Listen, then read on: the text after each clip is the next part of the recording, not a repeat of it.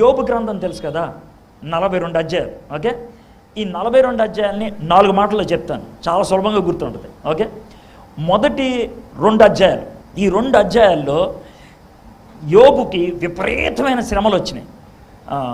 ఆస్తి అంతా పోయింది, కుటుంబ సభ్యులంతా పోయారు, ఆరోగ్యం అంతా పోయింది. ఈ 3 ఆటలతో ఆయన ఒక విధమైన నిరాశలోకి వెళ్ళిపోయాడు. అంటే ఎందుకురా బాబు ఈ బతుకు అనుకునే స్థితికి వెళ్ళిపోయాడు. 2 అధ్యాయాలు అది.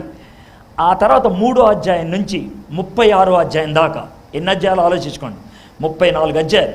3వ అధ్యాయం నుంచి 36వ అధ్యాయం దాకా ఒకటే.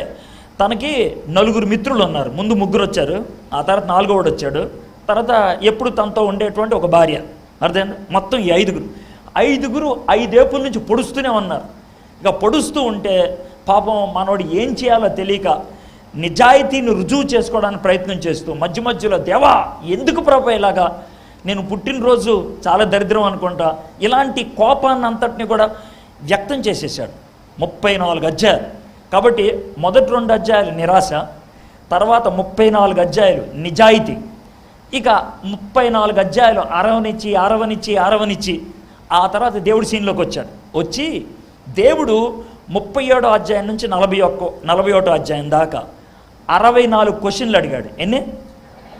64 క్వశ్చన్లో ఒక్కడు కూడా జవాబు చెప్పలేదు. ఒక్కడు ఆయన అడిగిన క్వశ్చన్లన్నీ ఎలా ఉంటాయి అంటే తెలుసా?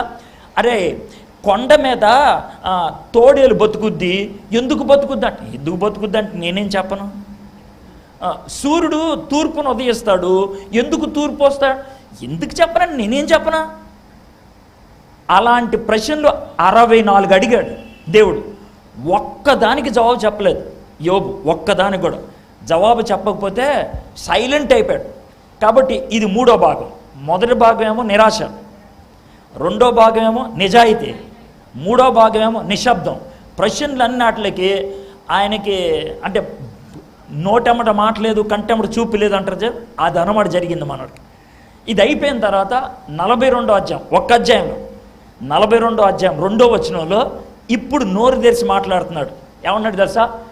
యేసయ్యా లేకపోతే దేవా, నా ప్రశ్నలకు జవాబులు వద్దయ్యా, నాకు ఒక్కటి చాలు. ఏంటి తెలుసా?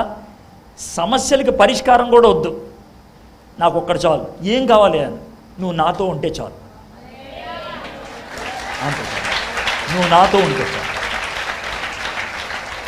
అది నిరీక్షణ. 4 మాటలు. మొదటిది నిరాశ వచ్చినప్పుడల్లా ఎప్పుడు మనం చేసే పని ఏంటంటే నేను తప్పు చేయలేదు, నేనేం చేశాను, ఇది నిజాయితీ. ఆ తర్వాత ప్రజలు అడిగే ప్రశ్నలకి, మనలో వచ్చే ప్రశ్నలకి జవాబు లేక నిశ్శబ్దం. ఒకవేళ ఆ నిశ్శబ్దంలో నువ్వు దేవుడి దగ్గరికి వెళ్ళగలిగితే దేవుడు నీకు ఇచ్చే మాట ఏంటి తెలుసా? రే నీకు ఎందుకురా, నేను ఉన్నాను కదా, చాలదా నీకు. అది దేవుడు చాలాసార్లు జవాబు ఇవ్వడు, మనకి చాలాసార్లు జవాబు ఇవ్వడు. ఆయన ఒకటే, నీకు జవాబు కావాలా, నేను కావాలా? వద్దులే, జవాబు భయంకరంగా ఉంటుందేమో, నువ్వే ఉండు నాతో. అది పరిస్థితి. ప్రశ్నలకు జవాబు కొన్నిసార్లు మనం తట్టుకోలేము. అయితే దేవుణ్ణి ప్రశ్న అడగటం తప్పేం కాదు, అడగొచ్చు.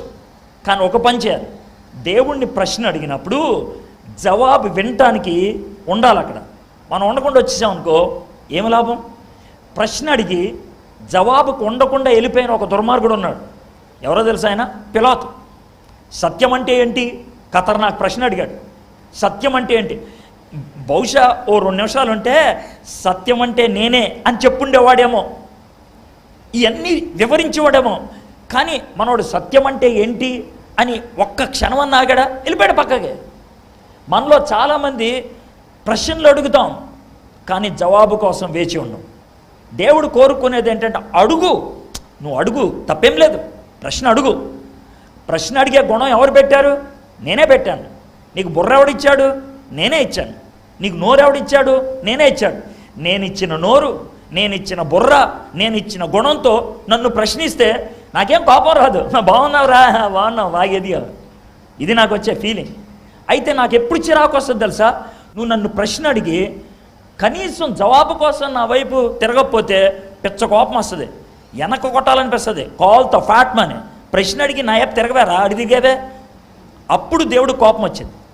దేవుడు కోపం వచ్చేటప్పుడు. కాబట్టి మీ జీవితంలో, మీ కుటుంబంలో, మీ గ్రామంలో, మన దేశంలో, ఏ స్థాయిలో అయినా సరే మనకున్నటువంటి ప్రస్తుత పరిస్థితిని బట్టి ప్రశ్నలు రావటం అనేది సహజం.